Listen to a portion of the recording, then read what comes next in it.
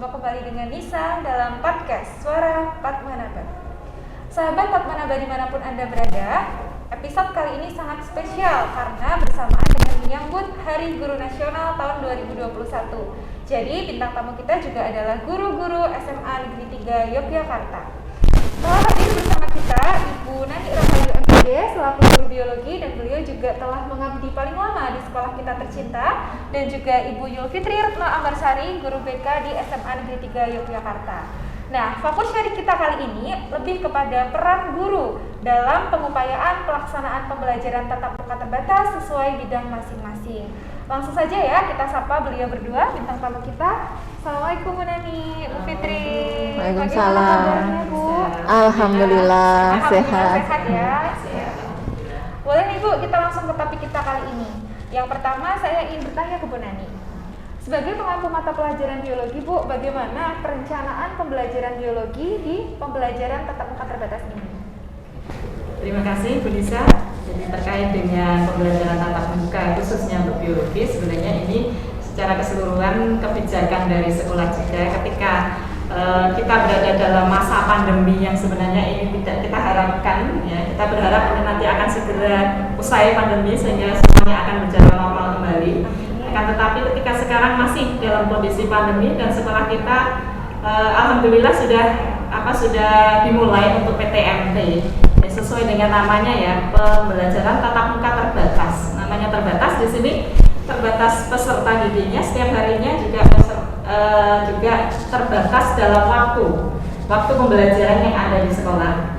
Jadi khusus untuk biologi itu memang sangat sedikit sebenarnya kalau ditinjau dari masalah waktu, betul-betul sangat terbatas karena dalam kondisi yang normal itu pertemuan untuk KBM biologi itu 4 kali 45 menit sebenarnya. Tetapi ketika sekarang kita harus menjalankan PTMT itu dalam 1 minggunya itu biologi hanya bertemu dengan semua siswa, dengan separuh siswa di kelas itu sekitar hanya 1 jam, jadi 2 kali 30 menit.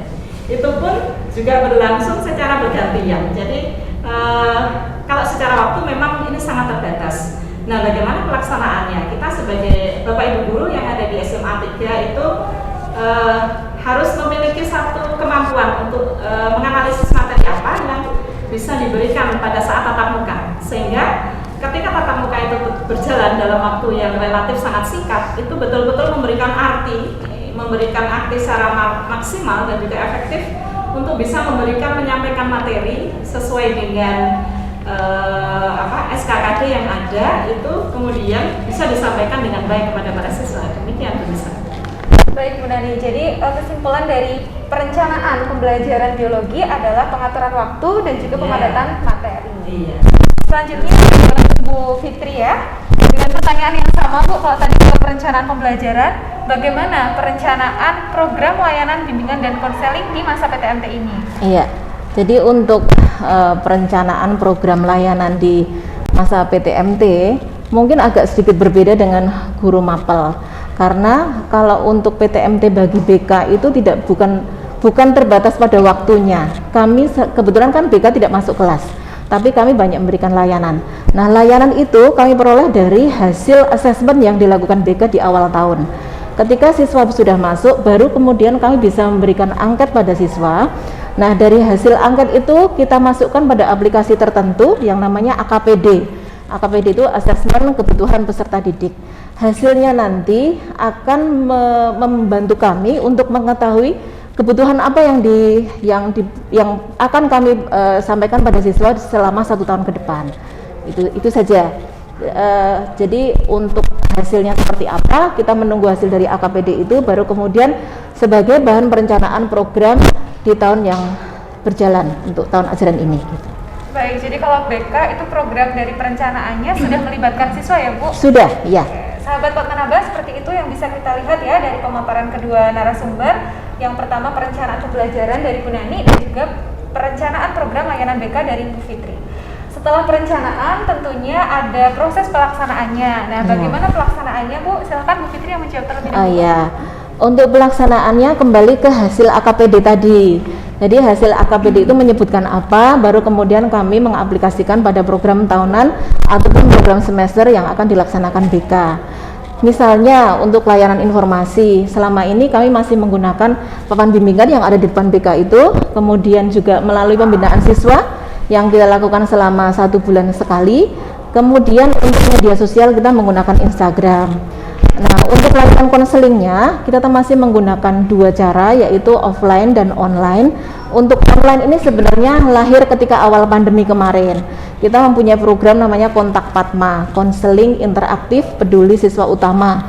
Nah, kemudian yang online menggunakan itu, selain itu ada yang offline. Offline itu malah sekarang lebih banyak diminati karena siswa sudah sebagian masuk, sehingga untuk kegiatan konseling yang online sedikit peminat, meskipun masih ada sampai sekarang gitu. Kalau siswa saya pilih online tapi dimaksimalkan dengan offline, Bu. Iya. Baik, kemudian untuk yang pelaksanaan pembelajaran biologi bagaimana, Bu Nani? Baik, untuk pelaksanaan biologi, karena seperti sudah saya sampaikan tadi sebelumnya, pada pelaksanaannya memang untuk biologi dan juga mata pelajaran yang lain itu dilaksanakan secara blended learning. Jadi harapan dari sekolah, harapan dari semua yang ada di sekolah ini, pimpinan, kemudian Bapak Ibu guru semuanya, ketika sebagian siswa PTM di kelas, kemudian yang di rumah yang mengikuti daring, tetapi betul-betul dia real time. Sebenarnya pelaksanaannya harapan kita seperti itu, sehingga siswa itu yang di kelas kemudian siswa yang di rumah itu bisa mendapatkan materi yang sama. Ya, walaupun nanti lepas dari semua kendala yang ada ya, kita tetap berusaha semuanya mencoba hal baru ini. Jadi ini betul-betul baru bagi kami selaku Bapak Ibu guru. Mungkin nanti masih banyak beberapa kendala dan sebagainya, tapi tetap berusaha maksimal ketika pembelajaran di kelas berlangsung itu yang di rumah pun bisa mengikuti secara real time. Jadi itu memang jadi harapan kita semua seperti itu. Kalau mata pelajaran biologi itu kan ada praktikum ya, Bu? Iya. Nah, kemudian di masa PTM ini bagaimana pemanfaatan laboratorium biologinya? Oke, baik. Jadi untuk praktikum ini kita biologi, kemudian fisika, kimia itu sudah bersepakat sejak awal. Ketika nanti semua siswa walaupun bergantian itu sudah ada PTMT, maka praktikum akan menjadi satu agenda yang akan kita betul-betul lakukan kegiatan itu di lab masing-masing. Dan alhamdulillah untuk peralatan lab itu sangat memadai ya. Untuk biologi misalnya, biologi itu kebetulan labnya baru dengan segala peralatan itu anak-anak juga alhamdulillah kemarin ketika kita berikan materi yang langsung di lab dengan kerja lab itu sangat bersemangat. Jadi, walaupun hanya separuh dari siswa. Nah, ini hanya untuk lab ini karena kami sebagai guru itu untuk IPA biologi khususnya itu memang kegiatan lab itu jadi ruhnya ya, jadi ruhnya biologi, sehingga memang harus betul-betul memegang alat. Sehingga ketika anak yang siswa yang PTM itu kemudian dia melakukan kegiatan praktikum yang di rumah itu tidak kemudian hanya melihat dengan video ya. Jadi sengaja kami sebagai guru men-setting untuk yang di rumah itu belajar mandiri dengan melanjutkan materi, tetapi nanti minggu depannya itu akan bertemu dengan separuh siswa lagi yang minggu ini daring. Jadi semuanya harus melakukan kegiatan praktikum itu karena itu jangan sampai terlewat. Kami sebagai guru kasihan sekali itu sebenarnya sudah 1 tahun, betul-betul 1 tahun ketika kelas 12, kebetulan saya mengajar di kelas 12 itu sewaktu kelas 11 itu sama sekali tidak pernah offline. Jadi betul-betul tidak bisa memegang alat lab itu. Jadi tetap bisa kita maksimalkan insyaallah untuk yang di lab biologinya. Jadi lab biologi juga sudah sangat mendukung dan saya senang melihat anak-anak pakai jas tuh kelihatan gantengnya. Semangat tuh. Oh iya, Bu Fitri, dengan tampilan wajah baru ruang BK, ruang konseling kok modelnya lesehan seperti itu. Nah, apakah menambah intensitas konseling peserta didiknya? Iya, jadi begini, belum banyak yang menggunakan karena memang baru minggu kemarin kami rapikan ceritanya. Idealnya sebuah ruang BK itu kan ada ruang konseling individu, di mana ruang itu menjaga privasi siswa supaya dia lebih leluasa untuk upaya penyelesaian permasalahannya itu bisa lebih leluasa dan kami menjaga privasinya tidak terlihat dari luar dan sebagainya. Tapi kebetulan kan ruangan yang kita pakai itu terbatas ya, sehingga kita memaksimalkan ruang yang sudah ada. Nah, hanya dengan ya sedikit merapikan, kemudian kita beri karpet, ada bantal, kemudian ada sedikit buku-buku perpustakaan mini lah ya, perpustakaan mini. Diharapkan siswa bisa lebih nyaman ketika mereka mendapatkan pelayanan di BK. Tapi untuk saat ini memang belum banyak yang mengetahui karena memang baru selesai minggu kemarin dirapikan. Mungkin nanti kami mau bikin instastory di Instagram gitu. Jadi supaya siswa juga tahu bahwa oh ternyata di BK ada sebuah ruang baru yang sebenarnya itu ruang lama tapi dengan wajah yang baru. Ya, gitu. nanti bisa dipromokan Mbak Min ya Bu. Oh, siap ya. Baik, sekarang terkait pembelajaran offline dan online atau blended learning tadi sudah disinggung sedikit sama Bu Nani ya. Separuh-separuh siswa ganjil dan genap itu bergantian. Nah, perbedaan apa Bu yang paling terasa? Dulu kan kita betul-betul online ya, kemudian offline secara bergantian atau blended learningnya. Itu perbedaannya apa yang paling terasa benar? Baik, perbedaannya sebenarnya adalah teknis di kesiapan Bapak Ibu guru. Oh iya, Ya. betul. Ya, jadi ketika anak-anak semua siswa itu ketika pandemi masih cukup membahayakan, semuanya online. Ya, mungkin Bapak Ibu guru memang leluasa untuk memberikan materi melalui platform yang ada. Ya, anak-anak semuanya bisa mengikuti materi tapi dengan daring, kemudian penjelasannya bisa diberikan dengan Kemeet atau dengan Zoom. Ya. Begitu sekarang kita sudah sampai di era PTMT, kemudian bergantian anak-anak masuk di kelas. Ya. Itu memang teknis, betul-betul teknis yang harus disiapkan Bapak Ibu guru dan ini betul-betul hal baru.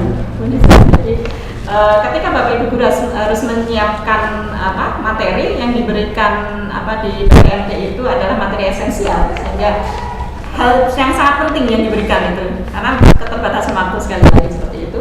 Tapi kemudian juga berhubungan dengan teknis bagaimana ketika PTMT di kelas itu kemudian siswa anak-anak yang di rumah itu juga bisa mengikuti dengan baik. Nah, ini perbedaannya. Sehingga di awal ketika Bapak Ibu guru masuk di kelas itu perlu waktu sekian menit ya untuk bisa menyating semuanya gitu. Kemudian juga beberapa kendala dan sebagainya, tapi kita sangat bersyukur ya anak-anak itu sangat luar biasa, sangat support sekali. Ketika Bapak Ibu guru ada kendala di kelas itu mereka dengan serta merta akan segera membantu seperti itu. Jadi itu yang betul-betul berbeda. Nih. Keuntungan kita juga ya Bu punya siswa yang tanggap terhadap ya, Bapak Ibu guru yang mungkin kurang canggih dibanding mereka. Baik, kalau Bu Fitri bagaimana yang Ibu rasakan Bu terkait perbedaan konseling secara online dan offline? Yang jelas di pelaksanaannya. Kalau konseling offline itu otomatis pada jam kerja ya. Tapi kalau offline itu bisa kapan saja, bahkan bisa malam hari.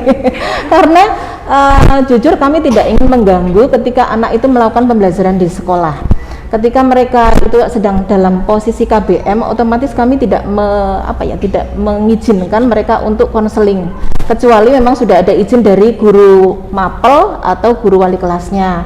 Nah, setelah itu biasanya kan siswa itu ada kegiatan banyak sekali, apalagi sekarang ketika sudah PTMT, siswa sudah mulai berkegiatan selain KBM. Nah, kami menyesuaikan dengan kegiatan siswa, sehingga ketika siswa itu memilih untuk konseling online, itu biasanya bisa jadi sore hari atau kadang malam hari tergantung kesepakatan. Tapi itu tadi, ketika konseling online itu waktunya menjadi lebih panjang karena mereka otomatis sudah tidak ada kegiatan apapun, bisa lebih panjang dibandingkan ketika mereka konseling di sekolah. Gitu. Ya. Kalau modelnya Bu, ketika konseling online itu apakah chat atau video call mungkin? Oh iya, video call. Ya, kami tidak tidak membolehkan untuk chat karena kadang bahasa yang kami sampaikan khawatir tidak diterima dengan baik. Bahasa lisan berbeda dengan bahasa tulisan, sehingga kami tidak menginginkan itu terjadi. Oleh karena itu, siswa hanya boleh dengan video call atau telepon, gitu. Tapi untuk chatting tidak boleh. Nah, gitu. Seperti itu sahabat Patmanaba, gambarannya Bapak Ibu guru itu bekerja lebih dari 8 jam ya Bu kalau jam di sekolah, karena di luar itu juga menerima konseling. Baik, kemudian saya ingin lanjut tentang kendala ini Bu. Kendala apa yang paling sering dialami oleh Bu Nani selaku guru biologi ketika pembelajaran di kelas? Ini beberapa kendala yang mungkin umum ya, bisa. Jadi dialami juga oleh Bapak Ibu guru. Pertama, kembali lagi ke teknis. Jadi ketika ketika kita sudah berada di kelas, kemudian semuanya sudah kita siapkan, mencoba disiapkan dengan semaksimal mungkin untuk siswa yang di rumah bisa real time mengikuti pembelajaran. Itu kadang terkendala dengan pertama mungkin yang paling sering adalah koneksi internet itu yang kadang tidak stabil. Iya, betul. Itu yang pertama itu. Hanya nanti sampai sekarang pun masih bisa istilahnya dikendalikan atau dicari solusinya, ya. Tapi tidak begitu kemudian guru kemudian istilahnya mutung ya, kemudian ya sudahlah yang diberi pelajaran yang di kelas, ya. Tapi kita tetap masih berusaha untuk bisa kembali connect lagi dan sebagainya. Itu hanya sedikit memakan waktu. Kemudian yang berikutnya lagi ini saya ketika waktu yang disediakan untuk PTMT itu sangat pendek, ini kan berarti semua siswa itu juga harus belajar mandiri. Nah ini harus ada kerjasama yang baik ini. Jadi siswa ketika sudah selesai di pelajaran, kalau dulu itu kan yang offline keseluruhan itu kan pulangnya sore. Nah sekarang itu pulangnya lebih awal. Itu sebenarnya sebagian dari waktu itu adalah untuk belajar mandiri sebenarnya. Jadi memang itu juga di struktur kurikulumnya seperti itu. Nah ini saya sedikit khawatir ini.